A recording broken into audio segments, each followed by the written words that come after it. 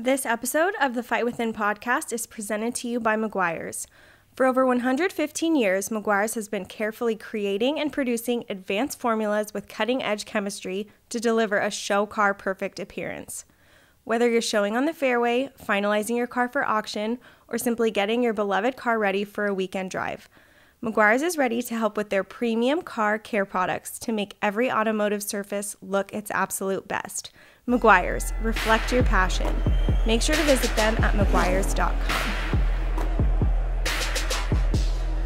What's up, guys, and welcome to another episode of the Fight Within podcast. Today's guest is Mr. Elijah Ozuna. He's a up-and-coming MMA fighter, and we actually got hooked up by one of the guys that works for the organization, does some PR for the organization you fought for up north, 559 Fights. Right. So thanks for coming on, man. Thank you for taking time out your day and coming up here. And so let's just dive right in. Tell us a little bit about yourself and kind of how you got to where you are now being a fighter, because it's not everybody's dream to get punched in the face. Yeah, dude, for real. Yeah, man. I started wrestling since I was 5 years old, and then wrestled in high school, wrestled in college, and then yeah, the college route didn't really work out. I only did 2 years in a school up in Oregon, and then yeah, after that, I was trying to go to school, trying to do what people were telling me to do, like people in my ear, like go to school, graduate, do all this, but just something like inside me it just felt different, you know what I mean? Like I didn't felt like I was cut out for that, so like I only went to school and did all that shit just because of wrestling, like physical combat, you know what I mean? Like doing school, like doing that other stuff is like, wasn't my thing, so I just turned into fighting, and now we're here. And I'm just seeing how far I go with it. So. Yeah, was that something that, because we were talking a little bit off air or before we started recording, you had said that you had been attracted or liked fighting since you were younger. What exactly attracted you to it? Just the being that it's a combat sport, or were you into boxing? Like what was it? I think just because I was a rowdy kid too, Yeah. I was all over the place, and I just like, if like I see a fight, you know what I mean? Like all my focus goes to that, you know what I mean? Like more than anything else, like if there's something going on, like physical, somebody like an altercation or, like something that kind of gets your, adrenaline going up. I'm just more like, I'm into that. So like, I think that's just what, I don't know. I just feel like I was just made for this kind of, so. And so some people have it, some people don't. Yeah. Like we were just saying, again, before we started, but like I love the sports, I love training, I love doing all that, but I don't consider myself a fighter. Like, will I fight? Yes, 1000%. But is that like me? No, I do it just because I love it. So it's always, for me, since you guys are obviously the fighters, it's always interesting for me listening, like some of the guests we've had on the past, and even with yourself, it's like, dang, like how the heck did you like decide? Or like Manny just asked you, like, what was it that attracted to you? So we've had answers all along from like either, like you said, it's just fighting's what I do, or it's what I know, it's what excites me, like all those different things. I personally, since I'm again not the fighter or not like a professional athlete, like I love hearing how you got to where you're at, because I'm like, dang, like choosing to wake up and get punched or kicked in the face is like, that's not what I envision, But I also, again, like I respect it, I love it. Like Manny and I, like, and with past guests, we refer all the time to people always like see you in the cage, right? Fighting under the lights. They don't see the amount of preparation it takes. They don't see the dedication it takes, the amount that, you have to sacrifice to do it. Yeah. And so kind of talk us through a little bit about what, like what it takes for you to be able to get to where you're at. And you've decided you want to make a go at this. So like describe to people that have no clue, like picture you're talking to like, I don't know, like your grandma or something that has no clue like of what it is. Yeah. Like just describe like what it takes for you to be able to have the commitment and dedication to what you're doing.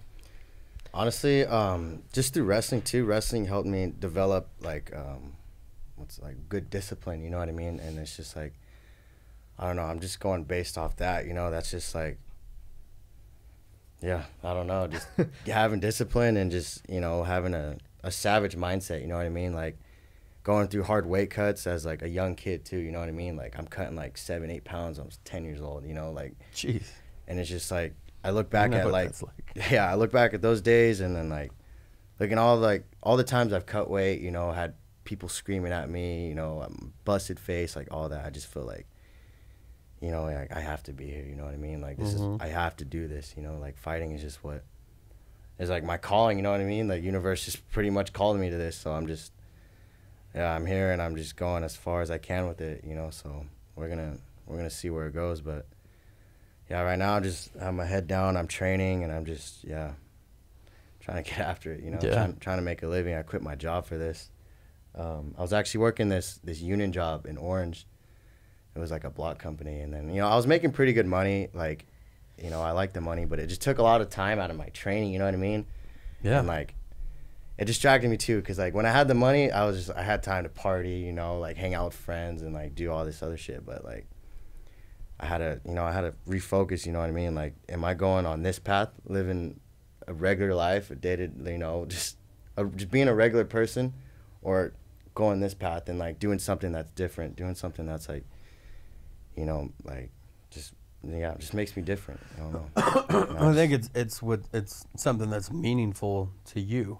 Yeah. You know, a lot of people, and we talk about it all the time on the show, it's like a lot of people don't find their purpose, don't know what their purpose is, and the fact that even though it is combat sports, even though it is getting punched and kicked in the face, for you, it's something that you have to get done, something that you have to go through. A lot of people are like walking through the fire. Yeah. You know, I think for me, selfishly, when I decided to fight, you know, I trained for 2 or 3 months and took my first pro fight. Yeah. Because I was dumb. I was like, oh yeah, I can beat those guys. I'm just gonna train. I'm gonna fight, and I'm gonna hop in there.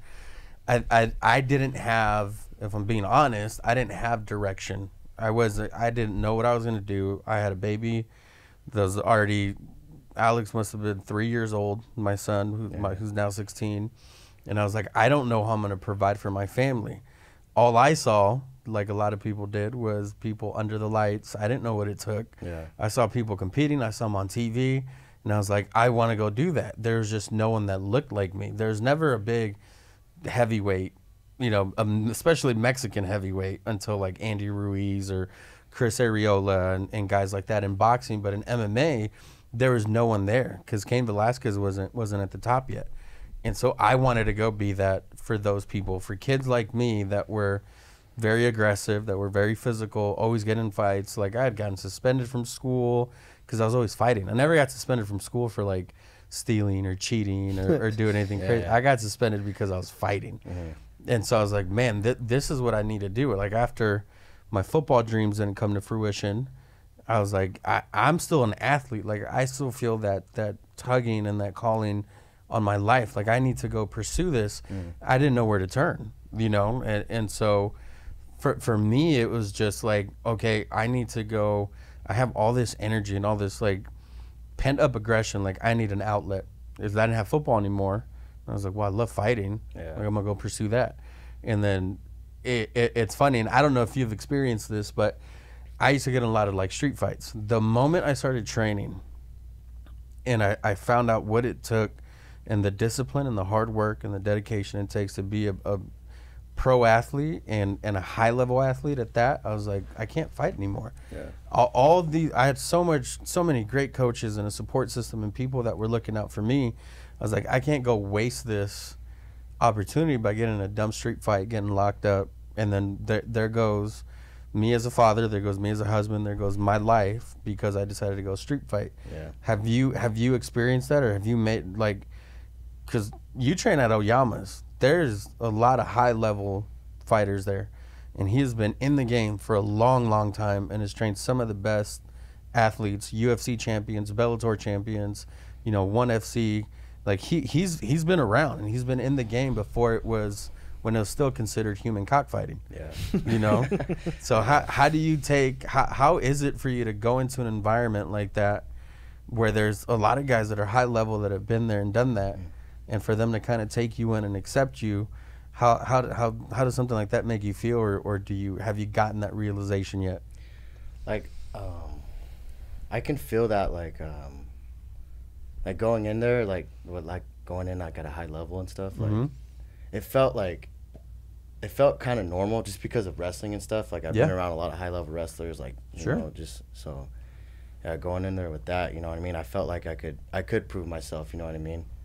And, yeah, I did, but referring back to what you said about, like, pretty much having two choices, either, like, getting in trouble or going, like, fighting, right? Like, that was the same for me, you know what I mean? The people I was hanging around with, like, I pretty much had two choices, too. It was either, like, hang around with these people, probably end up in jail, or, you know, do this and fight, you know, and try the best I can, you know what I mean? Prove something to myself, prove something to the world, you know, that I'm not just this, you know, scumbag kid, you know, and I have, like, other things to prove. So, yeah, man, I just had to grow up and make a real life choice, you know what I mean? Like, I'm old enough to know the path that I was going down, you know what I mean? Like, so, I don't know, I just feel like everything's kind of, what's the word, like, coming together, I guess. I don't know, but like, yeah, we'll see. I don't know. I'm not even sure if fighting's my purpose, though. You know what I mean? Like, I don't even know if this is my purpose in life. You know, I'm not God. I'm not like, I don't know what I still don't know what I'm doing. You know what I mean? Just because I'm training and I'm doing good, and like, I don't know if I'm supposed to be here or not. You know what I mean? Yeah. But you know, we'll see. It feels right. So I'd rather be on this path than the path, you know, hanging around with like guys I'm not supposed to be hanging around with. You know? Yeah. So. Well, I don't think I think that's a good perspective, because it doesn't last forever. I'll be the first one to tell you it doesn't last forever. But the fact that you're surrounded with a good team and guys that can help you think about life after fighting is already a step in the right direction. Yeah. You know, the fact that you were able to recognize, like, hey, if I go down this path, this is where I'm going to end up, or here's my other choice. And we talk about it all the time. It's like those choices are what defines you, and those choices are what the impact that you're going to leave on this world. You know, hopefully someday when you have a family, you'll make an impact there. But I think for now it's okay to be a little selfish and you know, and go pursue your dreams and go be motivated by that, because you're not going to know how far you can take it unless you do it. Yeah. And so you've already taken that first step, and it's like, why not dive in, like, go 100%, sacrifice all those times, like, where people want to go party, where you might have had those opportunities to go party on a Friday night or Saturday night, like, go and stay home, watch film, watch fights, study. You know, those things are what's going to lead you to that next chapter in your life, you know. And my advice to you would be to 100% go all in. Yeah. So you don't know the outcome. Yeah. And it's okay. It's okay. You just told us that you've only been training for a year and a half. Yeah. The fact that you have a background in a sport like wrestling, which is a very big aspect of mixed martial arts, is already an advantage. Like Ben was telling you, like, you already had such an advantage by having a wrestling background, because he's doing jiu-jitsu and now competing. Yeah. And he told you straight up, like, those guys just kick ass. Those guys that have a wrestling background can dictate where the match goes, you know, and especially in fighting, you can dictate where the fight goes. And I think it's just about building that self-confidence, and then because that's what kind of separates a lot of people. I was just watching A Football Life. It's like a small documentary series on, like, football players. And Tony Gonzalez, who played here at Huntington Beach and then ended up playing at Cal, he got signed by the Chiefs. He got drafted by the Kansas City Chiefs, and then later on played for the Atlanta Falcons. But he was saying that even his sophomore year, he was big already, but he goes, I had no self-confidence. He used to get bullied and used to go hide behind a wall until his mom picked him up. Yeah. And even at graduation, he said his 8th grade graduation, the bully came up to him and he went to go hide behind a wall until the graduation was over. And he said he saw the face of, like, disappointment and disgust that his mom had. And he said the moment that he saw her face and his brother's face with, like, disappointment, he's like, I'm never going to let that happen again. Yeah. And he went to the weight room, got big, developed, and he said the moment he got his confidence to where his athletic ability was, that's when everything took off. So I think finding that self-confidence is huge in an athlete, because it's what's going to help you perform. You know, I'm sure you've experienced it, but kind of walk us through. I never did amateur, so I don't know what that's like. I'm sure it's like any other fight, but how are the nerves like in the back?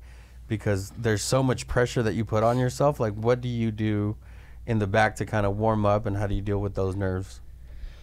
Honestly, like, since I've competed in wrestling in so long, like, it didn't feel like anything new, you know? Like, it just felt like when I was going up, when I was making the walk, it just mind on blank, you know what I mean? Like, I wasn't really thinking, you know what I mean? I was just moving my body, you know what I mean? Like, I literally wasn't thinking of anything. I was just letting my body just work, you know, and I just went off, you know, muscle memory, and, you know, just, I didn't really feel much nerves, honestly, but, yeah, man.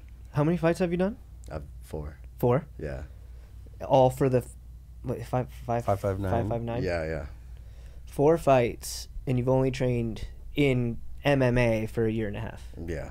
That's pretty dope. Thanks. That's insane. What are in a perfect world, where would you see your career? Like, if you can plan it out on a piece of paper, so you don't have 10 fights before I sign with a big organization. Like, what are your plans or your goals, things that you want to accomplish? Not what your coaches have told you, not what maybe a manager or someone else. Like, what would you want for your career, and how would that pan out?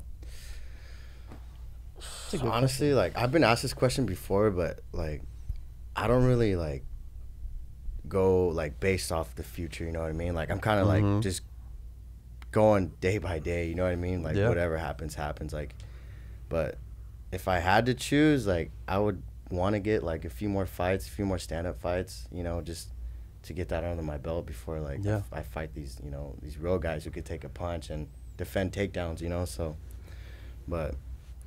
yeah, man, I don't know. I just go day by day, you know. Like, I don't know what. Yeah, I don't really know what the future holds. I would recommend jotting that down. Yeah. Just because it's like goals that you set. You know, have you ever heard the saying where people say, like, and what do they say? If it's not written down, it's just a dream. Like, if you have if there's no destination, you don't know where you're going. You know what I mean? Yeah. Like, imagine if I would have given you this address, and it was like, you can't use your phone, you can't use a map, like, just figure it out, get here. It would have taken you. You said you lived 10 minutes away. Yeah. It would have taken you probably 2 days just to get here. You know, to be like, oh, I need to talk to this person. It's doable. Yeah, you could probably do it, but if you don't have a plan, there's nothing to execute. So I would definitely give you that piece of advice, is like, write down, like, you know, before my 10th fight, I want to be 10-0, and I want to make it to either Bellator or the UFC or ONE FC or whatever. People have different aspirations, but if you want to get signed, you know, and say, hey, my end goal is obviously I want to be a champ, because if you're not in this to be a champ, then go do something else, because it's not a smart hobby to get punched and kicked in the face and get brain damage after, you know, 10 years of fighting. But yeah, I would 100% recommend. Sorry, I'm getting all these texts. There's a silent button, right? Yes, there is. I should know that. That's what happens when you get old, dude. You don't know these things. Yeah, I would do that, man. I would 100% write down, just like, hey, you know, I want to be 10-0. I want to get to the UFC. I want to end my career as a UFC champ, and then you can reverse engineer it. Like, what's it going to take to get there? Living in the moment and living day to day, awesome, great. Be in that moment, give 110% in that moment, in that day. But you also got to think about long term. You know, like things that you want to do, things that you want to accomplish in this sport, because you're with a good team, you're with a great team. You have good people around you. And the moment you start taking initiative and you say, hey, coach, like, these are my goals, these are the things I want to accomplish, and this is what I want to pursue, and this is the reason why I chose it, it's going to be easier to get up in year 5 when you've been busting your ass for 5 years and training every day and getting taken down and kicked and punched and having a sweaty dude on top of you all the time to say, no, like, I know why I'm doing this. The reason I'm doing this is because I have these goals, I have these aspirations, this is what I want to get to, and I'm gonna go to practice. You know, the fact that I knew I wanted to provide a better life for my family, like that's what helped me go to the gym every day. Because I was training with some beasts. I mean, we had guys in there that were UFC, Bellator, like all the dudes. We'd have 40, 50 guys in the gym and like 38. And that's Mark Munoz's gym at Rain. At one time, we were considered one of the top gyms in the nation. Yeah. You know, we're right there with AKA, with Jackson's. You know, they'd have 2 or 3 guys that were really good. We had 20, 30 guys that were really good. And so up in that level of competition, it naturally makes you better, you know, and then you start hanging out with those people. You start becoming like the people that you hang out with. Yeah, that's a big thing I've noticed, you know what I mean? Like growing up, you know what I mean? Like, like I said, like going down one path and going down the other, like hanging out with these people that are probably going to get you in big trouble and get you arrested or something like that, or hanging around with people who are going to motivate, people who have like more money and like just that you look up to, you know what I mean? Like it sounds cliche, but like it's real shit, you know what I mean? Like I'm starting to really notice now that hanging around with people that are better than you is like so much more like, because like my whole life pretty much, like I have not been around like the right people, you know what I mean? And that's my choice, you know what I mean? Because I always wanted to hang out with people that, you know, that I thought were cool. did cool things, you know what I mean? Like, when in reality, you know, I look back and like, what are they doing right now? You know what I mean? Like, so I don't know.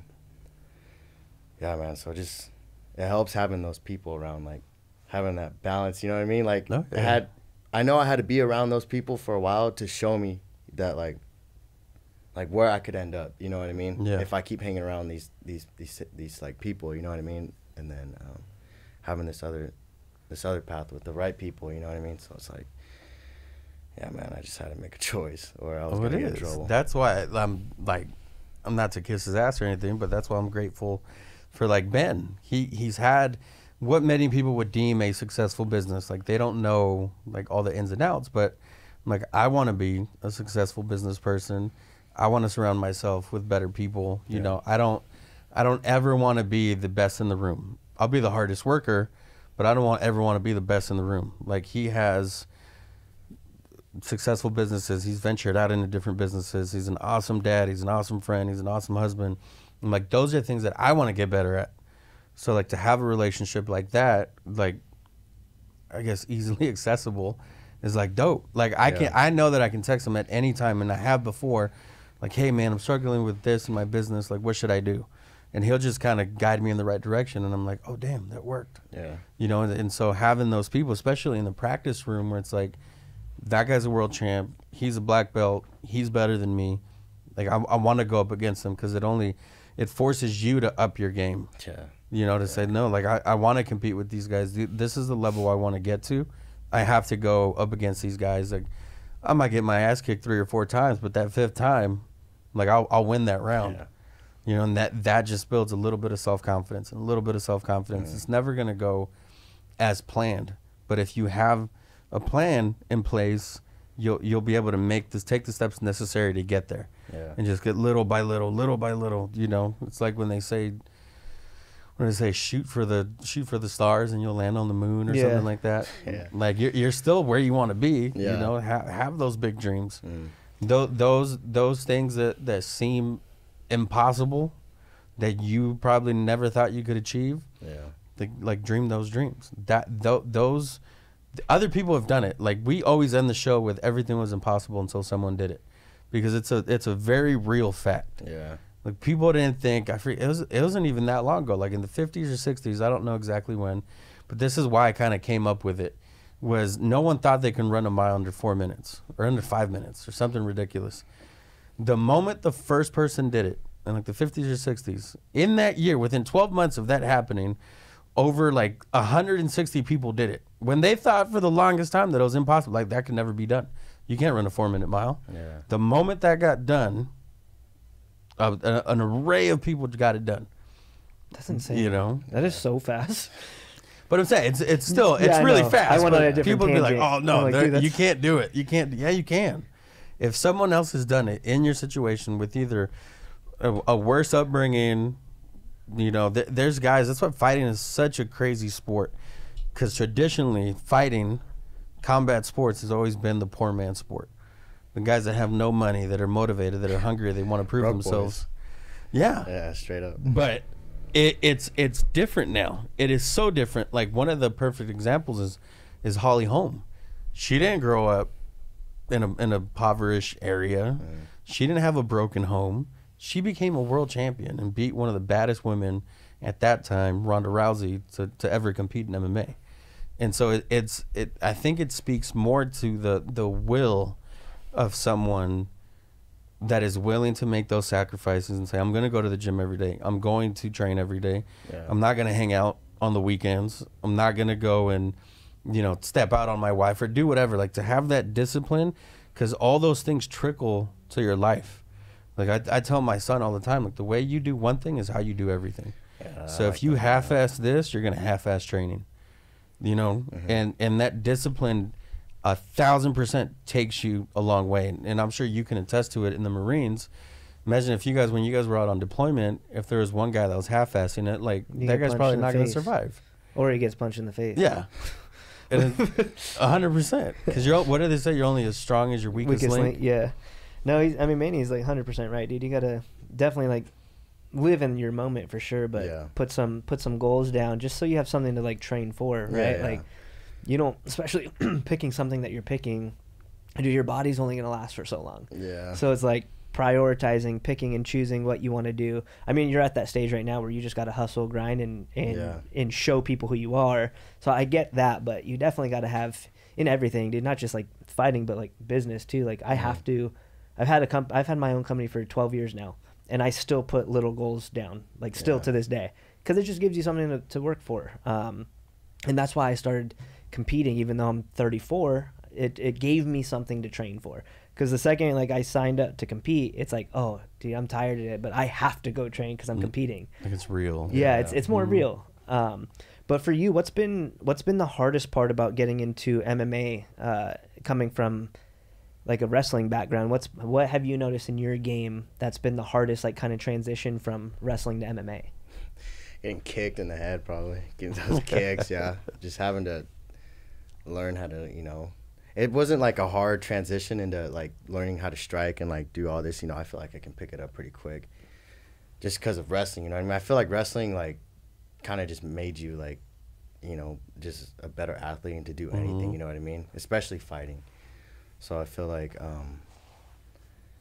what was the question again? What your hardest challenge was, like, going from wrestling to MMA? Oh, okay. I would think like, it's a different type of ass beating when like you're getting beat in wrestling and then you're getting beat like beat with fists and shins and elbows. You know what I mean? It's like there's something like super humbling about it that makes you like, like,